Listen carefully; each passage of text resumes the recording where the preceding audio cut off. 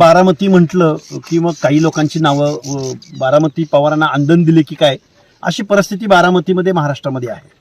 एखादा माणूस निवडणूक लढतो म्हटलं की तू का निवडणूक लढतोय, तुझं काय काम आहे तिथं, तू राजकारण करतो काय, असं म्हटलं जातं.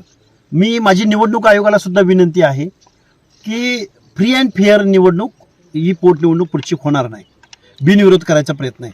अगदी जिवे मारण्याच्या सुद्धा धमक्या इथं आलेल्या आहेत. आमचं म्हणणं असं आहे की आम्हाला लोकशाही टिकवायचे, लोकलचे प्रश्न अजेंड्यावर आणायचे. जी लोक बोलत नाहीत, बोलायचा प्रयत्न करत नाहीत आणि जी लोक बोलतात त्यांना त्रास देण्याचं काम केलं जातंय, टार्गेट करण्याचं काम केलं जातंय. त्यामुळे निवडणूक आम्ही बिनविरोध होऊ देणार नाही. निवडणुकीला आम्ही सामोरं जाऊ.